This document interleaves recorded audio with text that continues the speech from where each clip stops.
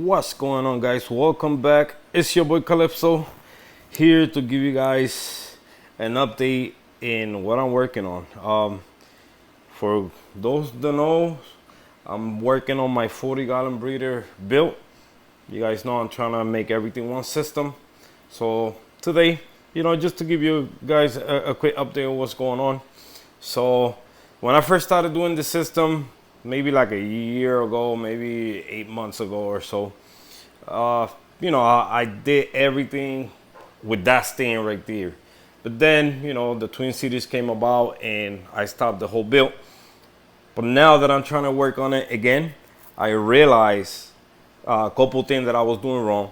And one is I wanted to have a bigger stand than what they sell at Petco or online for the 40-gallon breeders. And this is what you guys are seeing here. This is the same stand, but this time I got my hands on two stands. And what I did, the other stand, I cut some pieces out and I attached them to the regular one so I can make it longer. Reason why? Because I want to have the most space I can have in the bottom. That way my filtration be top notch. That's what I'm focusing on. I want the filtration to be good, and in case I want to do upgrades in the future, I got the space to do so. So like I say, all I did was from the other stand, I cut some pieces out and I attached them. So my initially thing that I was doing was I wanted to grab both thread from both sides so that would be a little stronger in my head. That's what I was thinking. But the minute you grab this thread and once you get to this one, it's never gonna be even. So what I did, I opened the holes here enough so the screw can go through, and then I grab them over here, and that way I don't, I'm pretty sure I don't have to weld this so it can be secure, because if you guys can see, it's steady. I already step on it and jump on it to see if it will like move out of place, and it's not going nowhere. So basically what you guys are seeing here is a long screw that goes all the way to this side and it finishes around over here. So that was exactly what I started doing. I said, you know what, I can make this happen. So there you go. That's how you can make a 40-gallon breeder stand bigger.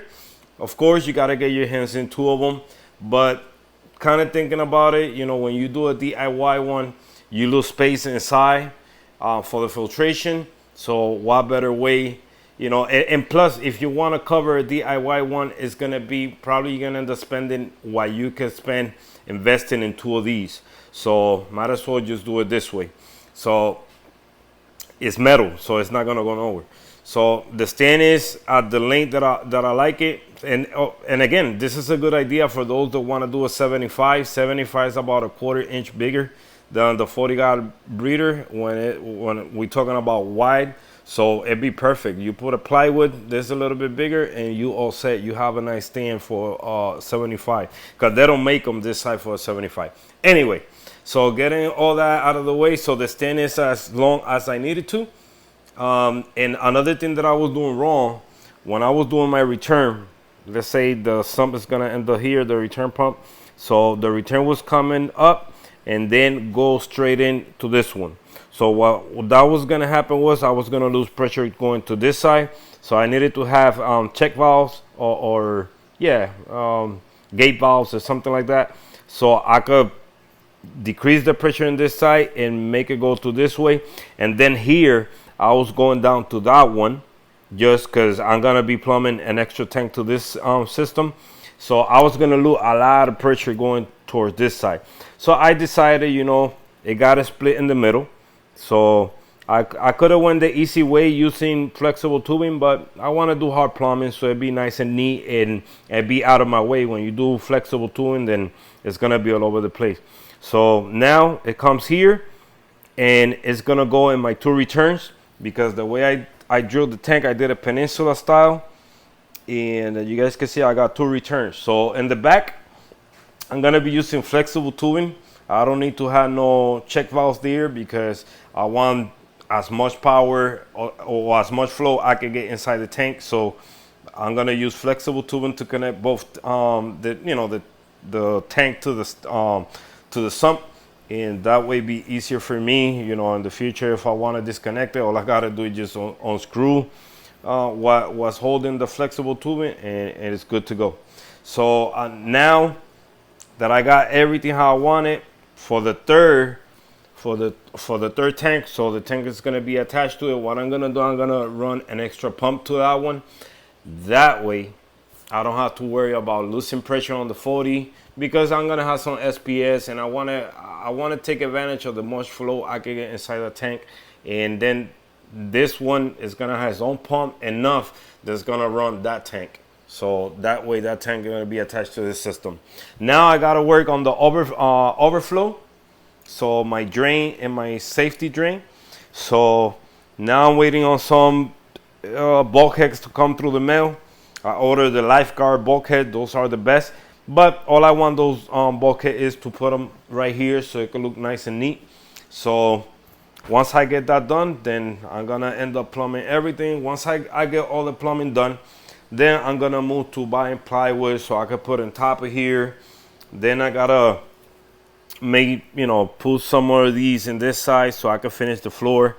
I should have grabbed something that I thought about when I went to Lowe's, but anyway, that's what I'm gonna do. I'm gonna end up putting enough bars here so I can lay out a floor, and that way the sump can sit on top of it. So, and this is what I did. You guys know when you buy the 40 breeder, the bottom part is just 2 bars in each side. So what I did, since I got 2, I used the same one, the top from the other one, and I used it on the bottom. That way I could have a starting point so when I lay out the floor.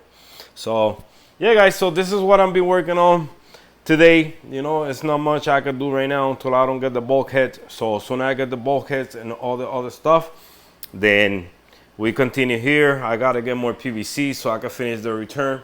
And all that is gonna get done once I finish the floor. That's the sump I'm gonna be using in this one. So I gotta measure where I'm gonna start the sump so I know exactly where the plumbing is gonna be, and we go from there. And I wanna say, guys, you know, I know some of you guys, you know, probably are joking around about me doing the video in Spanish. You know, I got Spanish people too that follow my channel, so bear with me, man. I gotta do videos for both, you know. So, you know, I'm sorry you guys didn't understand what I say, but if you read the thumbnail and you could understand, you guys would have had an idea that it was in Spanish. But I want to appreciate all you guys for stopping by through my channel. Like I say, stay tuned, because there's a lot of things coming this way, and you guys gonna witness me making this 2 system and 1 system, and that's gonna be epic. I'm trying to rush a little bit because, you know, things are coming my way, so I'm trying to be ready when those situations come my way. All right, guys, so thanks for watching, and just stay tuned because more things are coming your way. So I see you guys in the next one. Hasta la próxima. Your boy Carlitos out. See you guys.